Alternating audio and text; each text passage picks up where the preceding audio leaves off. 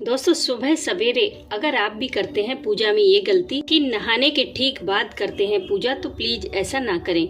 आज की वीडियो में हम बात करने वाले हैं कि हम कब और कैसे पूजा करें, क्या पढ़ें, कौन सा मंत्र जाप करें, क्या भोग लगाएं, किस समय की पूजा ज्यादा इफेक्टिव होती है, और अगर आप नॉन वेज प्याज लहसुन खाते हैं तो लड्डू गोपाल की सेवा कैसे करें। तो चलिए वीडियो शुरू करते हैं। दोस्तों, अक्सर हम सुबह सुबह नहाने के जस्ट बाद पूजा करते हैं, उसके बाद कुछ और काम करते हैं। जैसे ही हम नहाकर आते हैं तो जैसे होते हैं वैसे ही पूजा करने चले जाते हैं। कई बार तो सर पर तौलिया लपेटा होता है, नहाते समय बिंदी छूट गई होती है, सिंदूर नहीं होता, लेकिन फिर वो सोचते हैं कि पहले जल्दी से नहाकर पूजा कर लें, फिर तैयार होंगे या कुछ और काम करेंगे। तो इसका मतलब साफ है कि हम पूजा को निपटाते हैं। जरा सोचिए, अगर आप किसी के घर जाते हैं तो क्या ऐसे ही चले जाते हैं, या फिर कोई स्पेशल गेस्ट आपके घर आता है तो क्या आप उसके सामने ऐसे ही चले जाएंगे बालों में तौलिया लपेटे हुए, बिना मेकअप के? नहीं ना। सबसे पहले आप अपने आप को तैयार करेंगे, तब उसके सामने जाएंगे। तो फिर जो सबसे ज्यादा स्पेशल है उसके सामने आप ऐसे ही कैसे चले जाते हैं बिना बालों में कंघी किए? दोस्तों, भगवान से ज्यादा अपना हमारा इस पूरी दुनिया में कोई नहीं है, इसलिए उन्हें इम्पोर्टेंस दीजिए।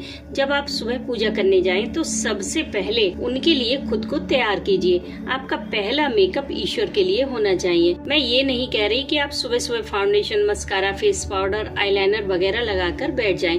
बस थोड़ा सा बालों को संवारिए, चेहरे पर आप जो भी कुछ लगाते हैं वो लगाइए। अगर आप सिंदूर लगाते हैं तो सिंदूर लगाइए, बिंदी लगाइए, उसके बाद भगवान के सामने जाइए और फिर आप पूजा करें।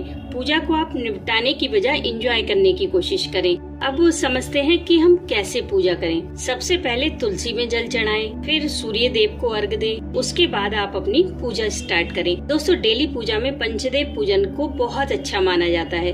पंचदेव यानी कि भगवान गणेश, माँ गौरी, भगवान शिव, विष्णु भगवान और सूर्य देव। दोस्तों, सूर्य देव की पूजा तो मात्र जल अर्पित करने से ही पूरी हो जाती है, और बाकी भगवान की पूजा के लिए आप उनके मंत्रों का जाप कर सकते हैं। यहाँ अगर मैं सभी मंत्र बताऊंगी तो वीडियो लंबी हो जाएगी। मैंने पंचदेव पूजा का एक अलग से वीडियो बनाया है, जिसका लिंक आपको डिस्क्रिप्शन में मिल जाएगा। अब हम बात करेंगे कि कब पूजा करें और किस समय की पूजा ज्यादा इफेक्टिव होती है। तो दोस्तों, वैसे तो आप अपनी सुविधा के अनुसार किसी भी समय पूजा कर सकते हैं, क्योंकि हम लोग गृहस्थ हैं, हमें और भी फर्ज निभाने होते हैं। लेकिन अगर संभव हो तो आप कुछ दिन ब्रह्म मुहूर्त में पूजा करके देखिए, आपको अद्भुत चमत्कार देखने को मिलेंगे। आप मेरी बात पर विश्वास मत कीजिए, आप खुद चेक कीजिए। मात्र 11 दिन आप सुबह जल्दी उठकर पूजा करिए, आपको आश्चर्यजनक परिणाम अपनी मेंटल स्थिति में देखने को मिलेंगे। पूरा दिन आप बेहद पॉजिटिव फील करेंगे। आप सुबह सुबह उठकर कोई भी मंत्र जाप कर सकते हैं, छोटा सा, जिसमें भी आपकी श्रद्धा है। नाम जाप कर सकते हैं, लेकिन ये गिनती मत कीजिए कि आप 10 माला जाप करें या 20 माला जाप करें। मंत्र जाप में आप क्वांटिटी नहीं बल्कि क्वालिटी देखिए। आप चाहे 1 माला ही जाप करें, चाहे 21 बार ही जाप करें, लेकिन पूरे मन से, पूरी श्रद्धा से जाप करें। दोस्तों, पूजा आप किसी भी समय कर लें, लेकिन ब्रह्म मुहूर्त यानी कि सुबह 3 बजे से लेकर 5 बजे के बीच की पूजा सबसे ज्यादा इफेक्टिव होती है, और इस पूजा का कोई ऑप्शन नहीं है। ये मेरा खुद का एक्सपीरियंस है। तो आपका मन रखने के लिए मैं ये बिल्कुल नहीं कह सकती कि आप किसी भी समय पूजा करें, रिजल्ट सेम है। ब्रह्म मुहूर्त की बात ही अलग है। आप रोज ना सही, लेकिन अगर कोई स्पेशल पूजा का संकल्प ले रहे हैं 40 दिन का, तो कोशिश कीजिए कि उसे आप ब्रह्म मुहूर्त में करें, जरूर कामयाब होगी।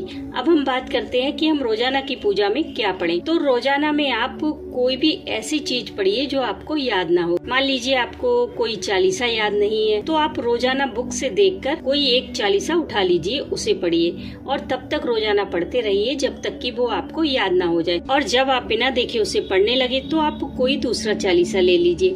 इससे आपको क्या फायदा होगा? एक तो आपको धीरे धीरे काफी सारी चीजें याद हो जाएंगी, दूसरे अलग अलग चीजें पढ़ने से आपका भी पूजा में मन लगेगा, तीसरा कोई भी चीज अगर आपको याद हो जाती है तो वो एक्टिव हो जाती है, फिर आप उसका प्रयोग अपनी कामना की सिद्धि के लिए भी कर सकते हैं। इसी तरह आपको कई चालीसा, कई स्तोत्र याद हो जाएंगे। आइए अब जानते हैं भोग के बारे में। दोस्तों, अगर आपके घर में लड्डू गोपाल हैं तो तीनों टाइम का भोग लगना ही चाहिए। अब मेरे पास बहुत सारे कमेंट आते हैं कि हम नॉनवेज खाते हैं, प्याज लहसुन खाते हैं, हम कैसे भोग लगाएं? तो दोस्तों, जहाँ जहाँ है वहाँ राह भी निकल आती है। आप दूध का, दही का, माखन मिश्री का भोग लगा सकते हैं। ड्राई फ्रूट्स का भोग लगा सकते हैं। आप कितना भी नॉनवेज प्याज लहसुन क्यों ना खाते हो, लेकिन रोटी पराठा तो हर घर में बनता ही है और चावल भी हर घर में बनते हैं। तो आप रोटी पराठे का भोग लगा सकते हैं, मलाई के साथ घी नमक मिलाकर चावल का भोग लगा सकते हैं। गर्मी के मौसम में लस्सी बनाइए, मैंगो शेक बनाइए, शिकंजी का भोग लगाइए। अगर आप दिल से चाहेंगे तो बहुत सारी चीजें हैं भोग के लिए। आपके ठाकुर जी बहुत प्रसन्न रहेंगे। धीरे धीरे आप देखेंगे आपके सारे विकार दूर हो रहे हैं। बहुत सारे लोग कहते हैं कि हम प्याज लहसुन खाते हैं, हम ठाकुर जी की सेवा कैसे करें। वो अपने बच्चों को भी सेवा करने से मना करते हैं, लेकिन मैं कहती हूँ आप बिल्कुल सेवा करें, बिना किसी डर के, बिना किसी झिझक के। आप लोग जो नॉनवेज प्याज लहसुन वगैरह खाते हैं, उन्हें तो ठाकुर जी की सेवा जरूर करनी चाहिए, ताकि आपकी सारी बुराइयां दूर हो सके। क्योंकि कई घरों में मैंने देखा कि बच्चे नॉनवेज खाते थे, जब कान्हा जी उनके घर में आए तो बच्चों का नॉनवेज से अपने आप ही मन हट गया। तो आप भी बिंदास कान्हा जी की सेवा करें, अपने भोग का इंतजाम वो खुद कर लेंगे। अगर आप पंचदेव पूजा की आसान विधि देखना चाहते हैं तो इस वीडियो को जरूर चेकआउट कीजिएगा। वीडियो पसंद आई हो तो लाइक जरूर करना। मैं मिलती हूँ आपसे नेक्स्ट वीडियो में, तब तक के लिए हरे कृष्णा।